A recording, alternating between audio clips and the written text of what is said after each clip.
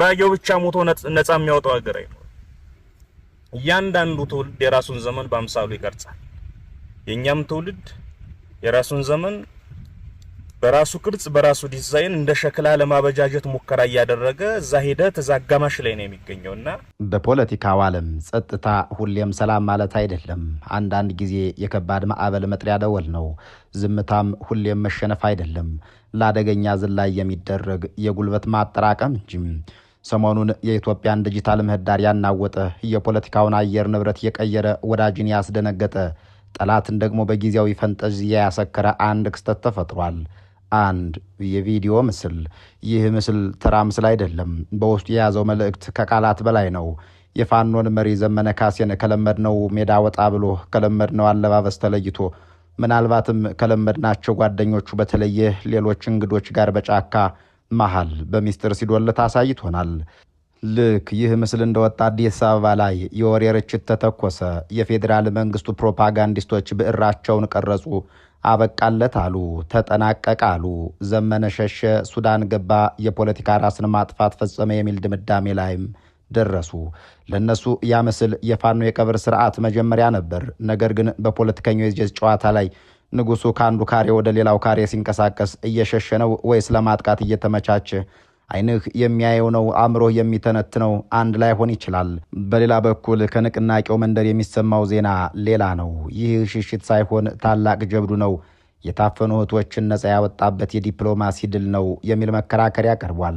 ለመሆኑ እውነቱ የትኛው ነው? በዚህች ደቂቃ ኢትዮጵያን በአንድ ወሳኝ መስቀለኛ መንገድ ላይ ቆማለች።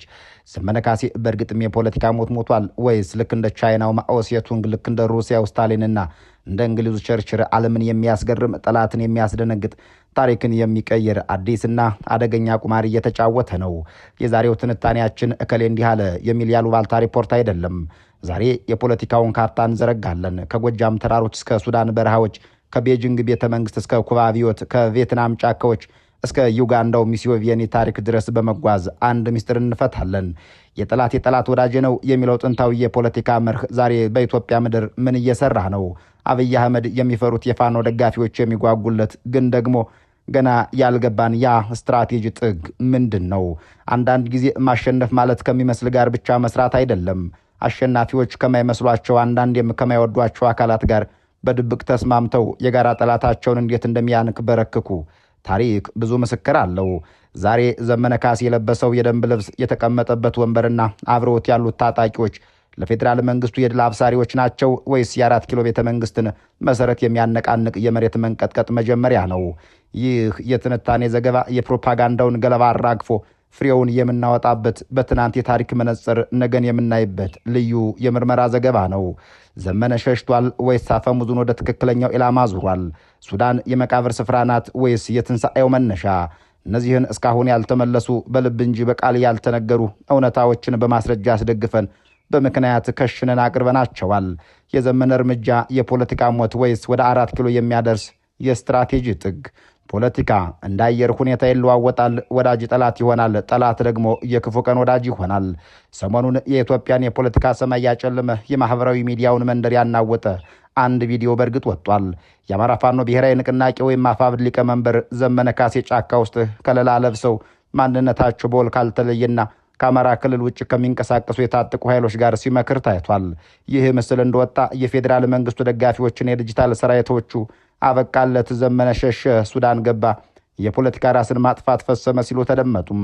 በአንጻሩ የንቅናቄው ሰዎች ይህ ጀግና ውሳኔ ነው፣ በዚህ ውይይት የታፈኑ እህቶቻችንን አስለቅቀናል የሚል ሰበር ዜና አወጡም። ለመሆኑ ግን እውነቱ የትኛው ነው? ዘመነ የፖለቲካ ሞት ሞቷል ወይስ አዲስ አበባን ለመቆጣጠር የሚያስችል የስትራቴጂ ቀመር እየጠነሰሰ ነው? የጠላት ወዳጅ ነው የሚለው ጥንታዊ የፖለቲካ ፍልስፍና በኢትዮጵያ ምድር እየተደከመ ይሆን? በዛሬው ቆይታችን ከስሜት በጸዳ በምክንያትና በማስረጃ ዓለም አቀፍና አህጉራዊ ተሞክሮዎችን እያጣቀስን ይህንን ጉዳይ በጥልቀት እንተነትናለን። የተከበራችሁ የበራፍ ቲቪ ቤተሰቦች እስከ ዝግጅቱ ፍጻሜ አብራችሁን ቆዩም።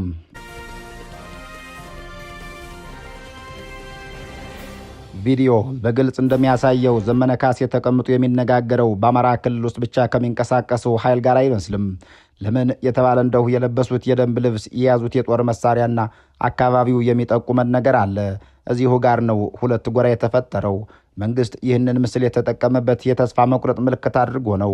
አያችሁት፣ ከአማራ ህዝብ ጥቅም ውጭ ከሆኑ ወይም ታሪካዊ ጠላት ናቸው ከሚባለው ኃይሎች ጋር ተደራደረ የሚልና የዘመነን ህዝባዊ ተቀባይነት ለመሸርሸር የታለመ ዘመቻ ከፈተም። ሱዳን ገባ የሚለው ትረካም የዚሁ አካል ነው።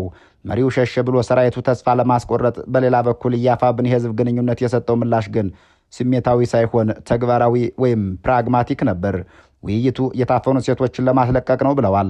ይህ የሚያሳየው ፋኖ ከአማጺነት ወደ መንግስትነት ኃላፊነት እያደገ መምጣቱን ነው። አንድ መንግስት ዜጎቹን ለማዳን ከማንኛውም አካል ጋር እንደሚደራደረው ሁሉ ፋኖም ለህዝብ ደህንነት ሲል ድንበር ተሻግሮ ዲፕሎማሲ እየሰራ መሆኑን አመላካች ነው። ብዙዎች ዘመነ ከመሰረታዊ ዓላማው አፈነገጠ ሲሉ ይችላሉ። ነገር ግን ገለልተኛ ተንታኞች እንደሚሉት የአንድ ክልል አመፅ ብቻውን የፌዴራል መንግስትን ለመጣል አቅሙ ውስን ነው። አዲስ አበባን ለመቆጣጠር ወይም ስር ነቀል ለውጥ ለማምጣት ጥምረት ወይም ኮኦሌሽን አስፈላጊ ነገር ነው። ዘመነ ካሴ ያደረገው ይህንኑ ነው የሚል መከራከር ያላቸው ወገኖች አሉ። ከአማራ ክልል ውጭ ካሉ የፌዴራል መንግስቱ ተቃዋሚዎች ከሆኑ ኃይሎች ጋር መነጋገር ማለት የትግል አድማስን ማስፋት ማለት ነው። ይህ በፖለቲካው ሞት ሳይሆን የፖለቲካ ብስለት ነው። አንድ የፖለቲካ መሪ የሚለካው በስሜት በሚወስደው እርምጃ ሳይሆን ለህዝቡ ዘላቂ ጥቅም ሲል በሚከፍለው ዋጋና በሚወስደው አስቸጋሪ ውሳኔ ነው። ጠላትን ለማዳከም የጠላትን ጠላት ማናገር በፖለቲካው ዓለም ንጹሕ ጨዋታ ባይሆንም የአሸናፊዎች ጨዋታ ግን ነው። ይህን ፖለቲካዊ ነጥብ በተለያዩ ዓለም አቀፍ ተሞክሮዎች እንቃኘው። በቻይና የነጻነት ትግል ወቅት ኮሚኒስቶች ከብሔርተኞቹ ጋር ደምና አጥንት ነበሩ። ጃፓን ቻይናን ስትወር ማኦ ቅድሚያ የውጭ ጠላትን እንመልከት ብሎ ከውስጥ ጠላቱ ጋር ተባበረ። ይህ ስትራቴጂው ነው በመጨረሻም ማኦን ቤጂንግ የከተተው። ታሪክን ወደ ኋላ በጊዜ ማሽን ተጉዘን በ1920ዎቹ መጨረሻና በ1930ዎቹ መጀመሪያ ላይ ወደ ነበረችው ቻይና ላፍታ እንሂድ። በወቅቱ ሀገሪቱ በሁለት የእርስ በርስ ጦር መሪዎች ተበጣጥሳ ነበር። በኮሚኒስቱ መሪ ማኦ ሴቱንግና በናሽናሊስቱ ጀነራል ቻንግ ካይሼክ መካከል። ሁለቱ መሪዎች እሳትና ጭድ አይጥና ድመት ሆነው ቻይናን ምድር በደም እያጠቡ ሳለ ነበር አንድ ያልተጠበቀ ክስተት የፈጠረው። እንደ አውሮፓውያን ዘመን አቆጣጠር ሐምሌ 1937 ላይ የጃፓን ኢምፔሪያሊስት ጦር እንደ አንበጣ መንጋ ወሮ ቻይናን ምድር ሊወጥ በሩን አንኳኳም። በዚህ ወሳኝ የሞት ሽረት ሰዓት ማኦ ሴቱንግ አንድ ታሪካዊና ረቀቅ ያለ የፖለቲካ ቁማር ተጫወቱም። ለዋና ጠላቱ ለቻንግ ካይሼክ መልእክት ላኩም። ወንድም ሆይ፣ የውጭ ጠላት ሀገር ሊያጠፋ ሲመጣ የውስጥ ጸባችንን ለጊዜው ቆም እናድርግና በጋራ ክንዳችን ወራሪውን እንመክት የሚል ስትራቴጂካዊ ጥሪ ያቀረበም። ይህ ስምምነት በታሪክ ሁለተኛው የጋራ ግንባር፣ በፈረንጆች አንደበት ደግሞ ሰከንድ ዩናይትድ ፍሮንት ተብሎ ተመዘገበም። ነገር ግን የማኦ ሲሌቱ ሌላ ነበረ። የቻንግ ካይሼክ መደበኛ ጦር ከጃፓን ዘመናዊ ሰራዊት ጋር ፊት ለፊት እየተጋጠመ አቅሙን ሲፈጭና ሲደክም፣ የማኦ ኮሚኒስት ጦር ግን የሽምቅ ውጊያ እያደረገ በገጠር ጉልበቱን ያጠራቅም፣ የህዝብ መሰረቱንም ያሰፋ ነበር። ለ8 ዓመታት የዘለቀው ይህ ጦርነት እንደ አውሮፓውያን ዘመን አቆጣጠር በ1945 ዓ.ም በጃፓን ሽንፈት ሲጠናቀቅ ውጤቱ አስደናቂ ነበር። የናሽናሊስቱ ጦር በጃፓን ጦርነት ደቆ ዝሎ ነበርና የማኦ ጦር ግን አርፎ እንደተነሳ ቦክሰኛ ጉልበቱ ፈርጥሞ ጠበቀው። ማኦ ያንን ያጠራቀመውን ጉልበት ተጠቅሞ የውስጥ ጠላቱን ጠራርጎ በማስወጣት እንደ አውሮፓውያን ዘመን አቆጣጠር ጥቅምት 1 ቀን 1949 ዓ.ም በቤጂንግ አደባባይ ላይ የቻይናን ህዝባዊ ሪፐብሊክ ምስረት አበሰርም። ያ በ1937 ዓ.ም በችግር ሰዓት ከጠላት ጋር የተደረገው ስልታዊ ጥምረት ማኦን ከዚያ ጫካ አውጥቶ የቤጂንግን የቤተ መንግስት ቁልፍ በእጁ እንዲጨብጥ ያደረገው የ100 ዓመቱ የፖለቲካ ጥበብ ተብሎ እስከ ዛሬ ይወራለታል። ዘመናት እንደ እስራኤል ዘመናዊ ጀቶች ቢምዘገዘጉም የማኦ የጦር ስልት ግን ዛሬም በጎጃም ተራሮች፣ ዛሬም በወሎ ተራሮች፣ ዛሬም በሸዋ ተራሮች፣ ዛሬም በወሎ ተራሮች፣ ዛሬም በዘመነ ካሴ ልብ ይተገበራል። ዘመነ ካሴ ምናልባትም ዋናው ጠላት 4 ኪሎ ነው ያለው በሚል ስሌት ሌሎች ልዩነቶችን ወደ ጎን ትቶ ሊሆን ይችላል። በተመሳሳይ መልኩ በኩባ ፊደል ካስትሮ ባቲስታንን ለመጣል ሲነሳ በወቅቱ በኩባ ከነበሩ የተለያዩና እርስ በርስ ከማይስማሙ የሊበራል የሶሻሊስትና የገበሬ ንቅናቄዎች ጋር ሰፊ ግንባር ፈጥሮ ነበር። ነገሩም እንዲህ ነው። የካሪቢያን እንቁ በሆነችው በኩባ ምድር አምባገነኑ ፉልጄንሲዮ ባቲስታ የህዝቡን ትከሻ ጎብጦ በሚገዛበት በዚያ የጨለማ ዘመን ወጣቱ የህግ ባለሙያ ፊደል ካስትሮ እንደ አውሮፓውያን ዘመን አቆጣጠር በታህሳስ 1956 ዓ.ም ግራንማ በተሰኘች ያረጀች መርከብ ተሳፍሮ የተገለጡ አፉን ሊለኩስ አንድ እውነት ገብቶት ነበር። በሲየራ ማኤስትራ ተራሮች ጫካ ውስጥ ተሸሽጎ ብቻውን ከመተኮስ ይልቅ በሐሳብ እንደ ዘይትና ውሃ የማይዋሃዱትን የሊበራል ዴሞክራቶች፣ የከተማ ምሁራን፣ የሶሻሊስት አክራሪዎችና ተራ የገበሬ ንቅናቄዎችን ጠላታችን አንድ ነው በሚል ስልታዊ ሙጫ ማጣበቅ ግዴታ እንደሆነ ተረዳ። በተለይም በሐምሌ ወር 1958 ዓ.ም የተፈረመውና ሁሉንም የተቃውሞ ጎራዎች ያሰባሰበው የካራካስ ስምምነት በፈረንጅ አንደበት ደግሞ ፓክት ኦፍ ካራካስ የተሰኘው ስምምነት የዚህ ብልሃት ማህተም ሆነም። ይህ በልዩነት ውስጥ የተፈጠረ አንድነት ያስነሳው ግዙፍ ህዝባዊ ማዕበል ነው የባቲስታንን ዙፋን እንደ ቅጠል አራግፎ እንደ አውሮፓውያን ዘመን አቆጣጠር ጥር 1 ቀን 1959 ዓ.ም አዲሷን ኩባ የወለደው። የፖለቲካ ጥበብ ማለት የሐሳብ ንጽህና መጠበቅ ሳይሆን የተበታተኑ እጆችን ሰብስቦ አንድ የጋራ ቦክስ መሰንዘር ማለት ነው። በቪየትናም ሆቺሚኒ አሜሪካን ለማሸነፍ ሲል በወቅቱ ከማይመስሉት ኃይሎች ጋር ሁሉም በዘዴ የሰራ ነበር። እነዚህ መሪዎች በወቅቱ ከዳተኞች ወይም መርህ የለሾች ተብለው ተወቅሰው ይሆናል። ነገር ግን ታሪክ የሚዘክራቸው በአሸናፊነታቸው ብቻ ነው። የእስያ የጀርባ አጥንት በሆነችውና የሀያላን መፈተኛ ሜዳ በተደረገችው በቪየትናም ምድር አጎቴሆ እየተባለ የሚጠራው ያ አዛውንት መሪ ሆቺሚኒ የዓለምን ልዕለ ሀያል ሀገር አሜሪካን በጉልበት ሳይሆን በረቀቀ ጥበብ እንዴት እንዳንበረከኳትም አነቃኘው። ነገሩም እንዲህ የሚቃኝ ነው።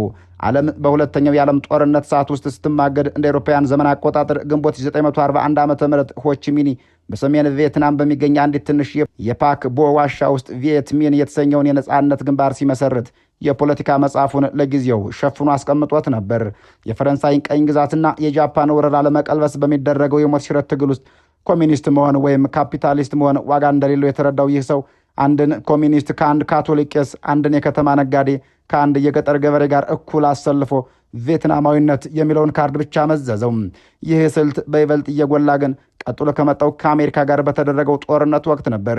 እንደ አውሮፓውያን ዘመን አቆጣጠር በታህሳስ ወር 1960 ዓ.ም በደቡብ ቪየትናም ውስጥ የአሜሪካን አሻንጉሊት መንግስት ለመጣል ብሔራዊ የነጻነት ግንባር ወይም ኤንኤልኤፍ በምዕራባውያን አጠራር ቪየትኮንግ ሲመሰረት ዓለምን ያስገረመ ጥምረት ተፈጠረም።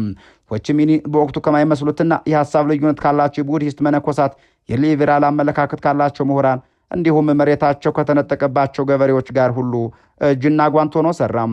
በውስጥ ቤት እንዴት ከነዚህ ጋር ትሰራለህ የሚል የክህደት ክስና ወቀሳ ቢሰነዘርበትም እርሱ ግን ወንዞች ሁሉ መጨረሻቸው ወደ ባህር ነው በሚል ጽኑ አቋም የተለያዩ ቀለም ያላቸውን ኃይሎች በአንድ የጋራ ቀስት አሰርም። ውጤቱም አይቀሬ ነበር። እነዚያ በወቅቱ መርህ የለሽ ተብሎ የተተቹት ስልታዊ ጥምረቶች ናቸው። እንደ አውሮፓውያን ዘመን አቆጣጠር ሚያዝያ 30 ቀን 1975 ዓ.ም የዓለም ሀያል የተባለችውን አሜሪካን በሳይጎን ህንፃዎች ጣራ ላይ ሄሊኮፕተሮቿን አርፋ ዜጎቿን በሽንፈት እስክታስወጣ ድረስ እያርበደበዷት። በፖለቲካ ውቅያኖስ ውስጥ ዋናው ቁም ነገር የመርከቧ ቀለም ምን ይመስላል የሚለው ሳይሆን ማዕበሉን አልፎ ወደብ መድረስ መቻሉ ብቻ ነው።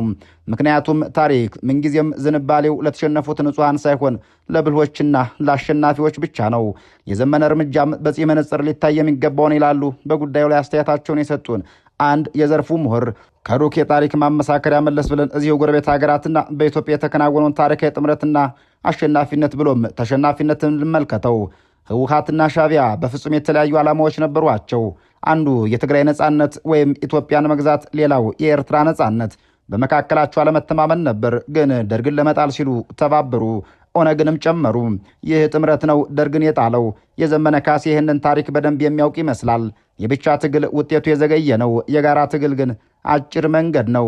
የዩጋንዳው መሪ ሙሴቬኒ ስልጣን ሲይዙ ብሔራዊ የመቋቋም ሰራዊት ወይም ኤንአርኤ የተባለውን ቡድን ሲመሩ ከሰሜን ዩጋንዳ፣ ከምዕራብ ከተለያዩ ጎሳዎች የተወጣጡና አንዳንድም የሚቀራረኑ ኃይሎችን አስተባብረው ነው።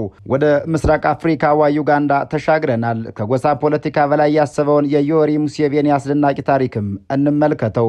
እንደ አውሮፓውያን ዘመን አቆጣጠር በየካቲት ወር 1981 ሙሴቬኒ 27 ጠመንጃዎችን ብቻ አንግበው ብሔራዊ የመቋቋም ሰራዊት ወይም በሳቸው አንደበት ኤንአርኤ በሚል ስያሜ ወደ ጫካ ሲገቡ ትልቁ ትጥቃቸው መሳሪያ ሳይሆን ልዩነትን የማስተዳደር ጥበብ ነበር። በወቅቱ ዩጋንዳ በጎሳ ክፍፍል ደም ስትተፋ፣ ሙሴቬኒ ግን ከምዕራብ ዩጋንዳ የራሳቸውን ወገኖች መሀል ሀገር ከሚገኙት የባጋንዳ ተወላጆች እንዲሁም ከሰሜን ከመጡና በወቅቱ እንደ ጠላት ከሚታዩ ጎሳዎች ጋር ሳይቀር አስተሳስረው በዘር የሚናከሰውን ሕዝብ በዓላማ ያስታረቀ አንድ የብረት ጡንቻ ፈጠሩም። እንደ ዘይትና ውሃ አይዋሃዱም የተባሉትን ተቃራኒ ኃይሎች በአንድ ምሽግ ውስጥ አብረው እንዲበሉና እንዲሞቱ ያደረገው ይህ የረቀቀ ስልት ነው ከ5 ዓመታት ወረራ ትግል በኋላ እንደ አውሮፓውያን ዘመን አቆጣጠር ጥር 26 ቀን 1986 ዓ.ም ሙሴቬኒን አሸናፊ አድርጎ ካምፓላ ያስገባው። የዚያን ሰሞን የዩጋንዳውያኑ የድል ሚስጥር የመድፍ ብዛት ሳይሆን የተበታተኑ ልቦች በጋራ ራዕይ የመስፋት ችሎታ ነው ብለው ዘምረውላቸዋል። ዛሬ በሱዳን ያለው የእርስ በርስ ጦርነት ለኢትዮጵያ አማጽያን እድልም ስጋትም ነው። በኢትዮጵያ መንግስት የተገፉ ኃይሎች በሱዳን በኩል መሰባሰባቸው የማይቀር የተፈጥሮ ግዴታ ነው። መንግስት ዘመነ ሱዳን ገባ እያለ የሚጮኸው ዘመነ ሱዳን ገብቶ በረሃ ስለወደቀ ሳይሆን በሱዳን በኩል የሚመጣው የስትራቴጂክ ጥምረት ስጋት ስለገባው ነው። ምክንያቱም ታሪክ እንደሚያሳዩ የኢትዮጵያ መንግስታት የሚወድቁት ከሰሜንና ከምዕራብ በሚነሱ ተደራራቢ ማዕበሎች ነው። የዘመነ ካሴ እርምጃ አልጋ ባልጋ ነው ማለት አይደለም። በአንድ በኩል ከአማራ ህዝብ ጥቅም ጋር ይጋጫሉ ከሚባሉ ወይም ታሪካዊ ቅራኔ ካለባቸው ኃይሎች ጋር መስራቱ በደጋፊዎች ዘንድ መደናገርን ሊፈጥር ይችላል። መንግስትም የሚጫወተው ያንኑ ካርድ ነው። አያችሁት ከጠላቶቻችሁ ጋር አበረ የሚለው ፕሮፓጋንዳ በስሜታዊ ደጋፊዎች ዘንድ ተቀባይነት ሊያገኝ ይችላል። ይህ ለዘመነ ትልቅ የፖለቲካ ቁማር ነው። በሌላ በኩል ፖለቲካ የሂሳብ ቀመር ነው። 1 ሲደመር 1 እኩል ይሆናል 2 ነው። የፌዴራል መንግስቱን አቅም ለማዳከም ግንባርን ማስፋት፣ የታፈኑ ወገኖችን ለማስለቀቅ ድንበር መሻገርና ብቻዬን አይደለሁም የሚል መልእክት ለማስተላለፍ ለፌዴራል መንግስቱ ረፍት የሚነሳ ስትራቴጂ ነው። የአፋብን የህዝብ ግንኙነት እንደገለጹት የታፈኑ ሴቶችን ማስለቀቅ ከተቻለ ይህ ለዘመነ ትልቅ የሞራል ድል ነው። ምክንያቱም ህዝብ የሚፈልገው ነፃ የሚያወጣውን እንጂ ስለ ንጽህና ብቻ የሚሰብከውን መሪ አይደለም። በፖለቲካው ዓለም ውስጥ ዘላቂ ወዳጅ ወይም ዘላቂ ጠላት የለም፣ ያለው ዘላቂ ጥቅም ብቻ ነው የሚለው አባባል ክሊሼ ወይም የሰለቸ ንግግር ቢመስልም የዓለማችንን ታሪክ የቀየሩ ሁነቶቹ ሁሉ የተፈጸሙት በዚሁ መርህ ነው። ዘመነ ካሴ መንግስት ሸሸ ሲል ንቅናቄው ታደገ ይላል። እውነቱ በመሃል ላይ ያለው ሰፊ ሜዳ ነው። በማህበራዊ መተሳሰሪያ ገጾች በኩል የወጣው ቪዲዮ የአንድ ሰው ምስል ሳይሆን እየተቀየረ የመጣ የኢትዮጵያ ኃይል ሚዛን ማሳያ ነው። ዘመነ ካሴ እየተጫወተ ያለው ጨዋታ የህልውና ጥሪ ነው ወይስ ወደ 4 ኪሎ የሚያደርስ የዙፋን መንገድ ነው? በሱዳን በረሃዎች በዲፕሎማሲ ኮሊደሮችና በወታደራዊ ስትራቴጂስቶች ጠረጴዛ ላይ ምን እየተብላላ ነው? አንድ መሰረታዊ ጥያቄ እንጨምራለን። የፌዴራሉ መንግስት ዲጂታል ሚሊሻዎችና መንግስት የዘመነን ቪዲዮ ሲያገኙ ለምን ፈጥነው ዘመነ ካሴ ሱዳን ገባ የሚለውን ትረካ መረጡም? በወታደራዊ ሳይንስ የመሪውን ራስ መምታት የሚባል ስልት አለ። ይህ በአካል በመግደል ብቻ የሚፈጸም አይደለም፣ በሞራል በመግደልም ጭምር የሚፈጸም ወታደራዊ እርምጃ ነው። የፌዴራል መንግስቱ የዲጂታል ሰራዊት ዓላማ ታላላቅ የፋኖ አመራሮችን ህዝቡን ጥለው እንደሸሹ ማስመሰል ነው። መሪያችሁ አመለጠ፣ እናንተ ለምን ትሞታላችሁ የሚል የሰራዊት መበተኛ ስልት ነው። ነገር ግን እዚህ ጋር መንግስት አንድ ስህተት የሰራ ይመስላል። ዘመነ ከታጠቁ ኃይሎች ጋር ሲወያይ ማሳየቱ ሽሽት ሳይሆን ስራ ላይ መሆኑን በተዘዋዋሪ ያረጋገጠው። በሌላ በኩል የአፋብን ምላሽም እየላቀ ነበር። ሴቶቹን አስለቀቀ የሚለው ዜና ዘመነን ከአማጺ መሪነት ወደ ህዝብ ጠባቂነት ከፍ አደረገው። መንግስት ማድረግ ያልቻለውን ወይም መንግስት ያስተባበረውን አፈና የሚፈታ ኃይል አድርጎ መሳል በህዝብ ልቦና ውስጥ ያለው ቦታ እንዲጠናከር አደረገው። ይህ በኮሚኒኬሽን ቋንቋ ሪፍሬሚንግ ወይም ክስተቱን እንደገና የመቅረጽ ጥበብ የሚሰኘው ነው። ዘመነ ካሴ ከአማራ ክልል ውጭ ካሉ ኃይሎች ጋር መነጋገሩ ለምን አስገራሚ ይሆናል? በሁለተኛው የዓለም ጦርነት ወቅት የታላቋ ብሪታንያ ጠቅላይ ሚኒስትር ዊንስተን ቸርችል ኮሚኒዝምን አጥብቀው የሚጠሉ ሰው ነበሩ። ነገር ግን ሂትለርን ለማሸነፍ ሲሉ ከሶቪየት ህብረት መሪ ከጆሴፍ ስታሊን ጋር ለመስራት ተገደዱ። ቸርችል በወቅቱ ፓርላማ ላይ ቀርበው የተናገሩት ንግግር ዛሬ ለዘመነ ካሴ ሁኔታ ተጠቃሽ ነው። ሂትለር ሲኦልን ቢወርድ እኔ በፓርላማ ቀርቤ ለዲያብሎስ ጥሩ ንግግር አድርግለት ነበር አሉ ቸርችል። መልእክቱ ግልጽ ነው። ትልቁን ጠላታችን ለማሸነፍ ትንሹን ጠላት ወይም ልዩነት ያለህን አካል ወዳጅ የማድረግ ግዴታ ነው። ዘመነ ካሴ እያደረገ ያለው ይህንኑ ነው። የአማራ ህዝብ ህልውና አደጋ ላይ የጣለውን የፌዴራል ስርዓት ለመቀልበስ በሌላ ወገን ቅሬታ ካላቸው ምናልባትም ቀደም ሲል በጥርጣሬ ከሚታዩ ኃይሎች ጋርም ቢሆን የጋራ ግንባር መፍጠር ምርጫ ሳይሆን ግዴታ ነው የሚሰኝ ይሆናል። በኢትዮጵያ ፖለቲካ አዲስ አበባን ለመቆጣጠር ከሰሜን ከምዕራብና ከደቡብ የሚነሱ ኃይሎች መቀናጀት እንዳለባቸው የኢህአዴግ ታሪክ የደርግ ውድቀትም ሁነኛ መምህር ናቸው። ጉዳዩን ከሀገር ውስጥ አውጥተን ቀጠናዊ እናድርገውና መንግስት ዘመነ ሱዳን ገባ ሲል የነበረው ስጋት ምንድን ነው? ሱዳን በአሁኑ ሰዓት በእርስ በርስ ጦርነት ውስጥ ብትሆንም ለኢትዮጵያ አማጽያን ወርቃማ ዕድል ናት። ታሪክ እንደሚያስታውቀው ህወሓትና ሻዕቢያ ደርግን ሲታገሉ የሱዳን በር ወሳኝ በር ነበር። ሎጂስቲክስ፣ የጦር መሳሪያ ዝውውርና የዲፕሎማሲ ግንኙነት የሚሰሩት በሱዳን በኩል ነበር። አሁን ዘመነ ካሴ ወይም የፋኖ አመራሮች ይህንን መስመር እያጠናከሩ ከሆነ የጨዋታው ህግ ይቀየራል። የፋኖ ትግል ትልቁ ተግዳሮት የጦር መሳሪያ አቅርቦት ነው። ይህ መስመር ከተከፈተ የፋኖን የመውጋት አቅም ከብረት ቀለበት ይወጣል። በምስራቅ አፍሪካ ፖለቲካ ውስጥ የጠላት ጠላት ወዳጅ ነው።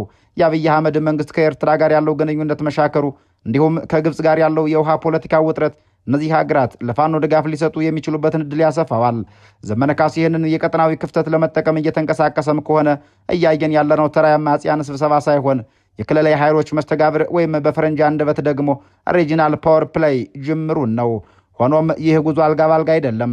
ከማይመስል ጋር አብረስ ስራ የሚለው ስልት የራሱ መዘዝ አለው። ቀዳሚው መዘዝ የዓላማ መደብዘዝ ነው። ፋኖ የተነሳው ለአማራ ሕዝብ ህልውና ነው። ከአማራ ክልል ውጭ ካሉ ምናልባትም ከአማራ ብሔርተኝነት ጋር ከማይጣጣሙ ዓላማዎች ካሏቸው ኃይሎች ጋር ሲሰራ በደጋፊው ዘንድ ዓላማችን ተሸጠ የሚል ጥርጣሬ እንዳይፈጠር ከፍተኛ ጥንቃቄ ይጠይቃል። ሁለተኛው መዘዝ የእምነት መሸርሸር ነው። ትናንት በጠላትነት ይፈረጁ የነበሩ ኃይሎች ዛሬ ሲቀመጡ በመካከላቸው ያለው አለመተማመን ትልቅ ፈተና ነው። የትግራይ ኃይሎች ከኦሮሞ ነጻነት ሰራዊት ጋር ጥምረት ፈጥረው እንደነበርና ያም ጥምረት በመተማመን ችግር እንደፈራረሰ የቅርብ ጊዜ ትውስታችን ነው። ዘመነ ካሴ ይህንን የታሪክ ስህተት ይደግመዋል ወይስ አዲስ ምዕራፍ ይከፍታል?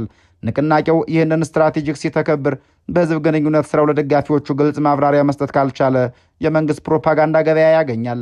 በመጨረሻም ኢትዮጵያ በለውጥ አዙሪት ውስጥ ናት። ዘመነ ካሴ በቪዲዮ ላይ የተገኘው ከተራ ወታደሮች ጋር ሳይሆን የፖለቲካ መልእክት ካላቸው አካላት ጋር መሆኑ ፋኖ ከመከላከል ወደ ማጥቃትና መለወጥ ስትራቴጂ እየተሸጋገረ መሆኑን አመላካች ነው። መንግስትና ደጋፊዎቹ ዘመነ የፖለቲካ ሞተ እያሉ ሲቀብሩ፣ ዘመነ ግን በሌላ በኩል ለትንሣኤ የሚሆን አዲስ የህይወት መስመር እየዘረጋ ሊሆን ይችላል። ፖለቲካ የረጅም ርቀት ሩጫ ነው። አሸናፊው የሚለየው በመጀመሪያው ዙር ፍጥነት ሳይሆን የአየር ንብረቱን ተቋቁሞ ከሌሎች ተወዳዳሪዎች ጋር በስልት ተናቦ ፍጻሜውን ያሳመረው ነው። ይህ ተንቀሳቃሽ ምስል የፍጻሜው መጀመሪያ ነው ወይስ የስህተት ጉዞ? ጊዜ ይመልሰዋል። ነገር ግን አንድ ነገር እርግጠኞች ነን፣ የኢትዮጵያ ፖለቲካ ዳግም ወደማይመለስበት ወሳኝ መስቀለኛ መንገድ ላይ ደርሷል። በቀጣይ ቀናት የሚሰሙ ዜናዎች የዚህን ስውር የፖለቲካ ውጤት ፍንትው አድርገው ያሳዩናል። እስከዚያው በያላችሁበት ዓለም ሰናይ ጊዜ እየተመኘን እንሰናበታለን።